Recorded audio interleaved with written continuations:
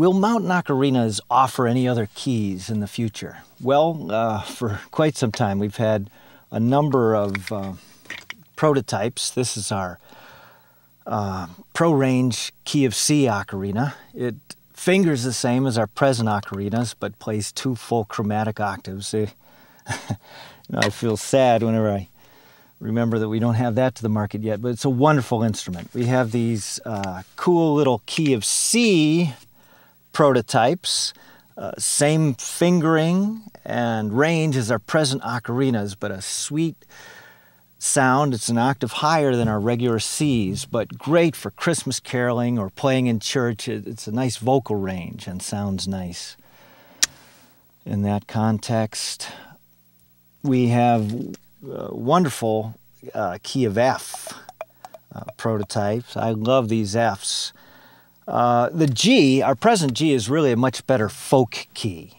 They're fantastic for all kinds of music, but I've gathered together about, well, several hundred great jigs, reels, hornpipes, traditional Irish dance music, which sound great on the G. But recorder players and people in general will really appreciate the F. It has a very sweet tone. We made some nice D prototypes. Low G we want to do in the Pro Range design.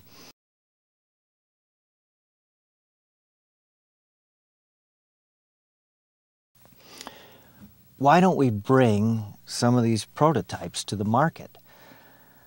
Good question. That's what I want to know too. Seriously, sometimes I despair of ever getting to that point, but Lord willing, these designs will see the light of day, just not right away. And for those of you who are interested, I'd like to try to explain why. I want to give you a small idea of some of the challenges we face and why we can't do everything we plan to do right away. This will probably turn into a rambling explanation, but I hope to explain why we really need to grow our business a bit more before we can bring some new designs to the market.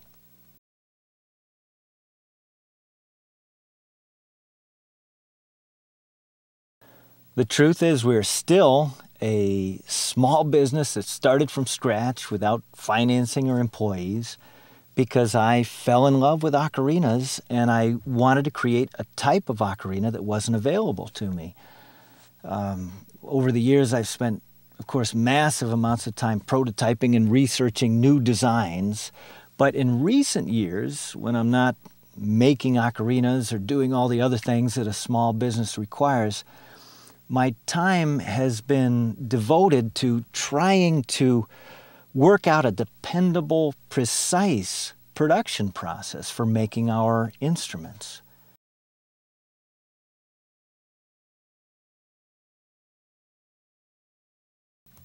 The transition from making small numbers of high-quality instruments to larger numbers of high-quality instruments is really a very slow process if you're not a large, well-financed company, which we're not. We basically had to reinvest just about all we make back into the company.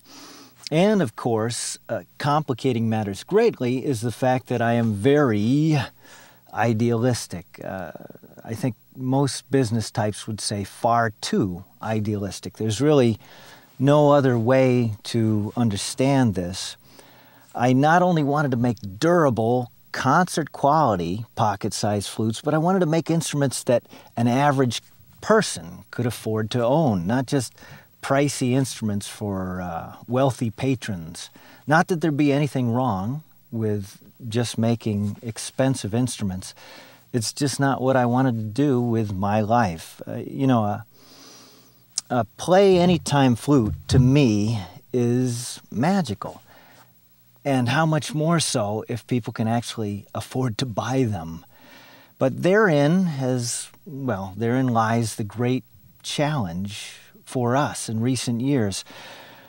We wanted to maintain precise tolerances and quality and still keep prices reasonable. So we've had to focus on a lot more than just excellent designs. We've had to, strive toward developing an efficient, relatively efficient, controlled process by which we could train other people, other than me, to make a great ocarina every time. It sounds easy, but believe me, it's easier said than done.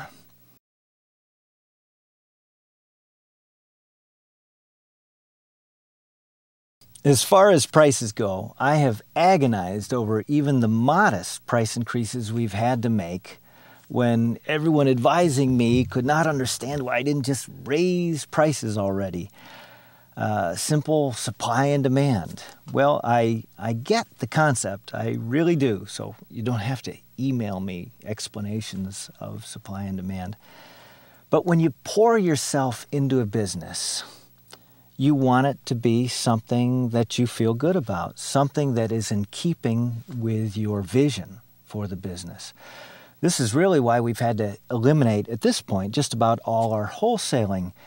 First of all, we couldn't keep up with it. It wasn't realistic to keep trying.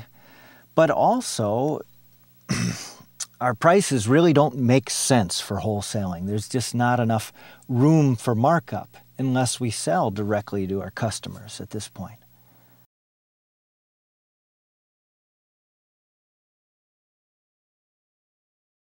So we started out making only hardwood ocarinas, but in order to provide more affordable, high-quality instruments, we've invested huge amounts of time and money into tooling for our polycarbonate ocarinas. If you've never done something like this, it's hard to imagine the time and money that you can sink into something like this. But hey, now that that's done, we can just bang these babies out by the millions and rake in the dough. Right, that'd be nice. That'd be awesome. The truth is, though, our polycarbonate ocarinas are not mass-produced in the way most people would understand mass production. Even on the molding, these days I actually personally oversee the molding hour after hour. These liner tops come off, and with a glass, I check the fipple edge and to reject any parts that are not up to snuff. But beyond that, we actually hand sand the bottom of each of the windways on our polycarbonate ocarinas. We use special jigs on a perfectly flat machinist's granite surface plate, and sand them flat. And then in a separate step, we wet polish those windways so that to maintain the strict tolerances of our patented windway design. We hand trim the parts and scrub them by hand before assembly. Then we hand glue these things in 2 steps with 2 different glues. Now, why do we hand glue them instead of using something that's a lot cheaper, automated sonic welding? It's both fast and cheap compared to our 2-step process of hand gluing. Well, we hand glue them because we find that this produces a more solid, slightly more resonant ocarina, a little bit better product.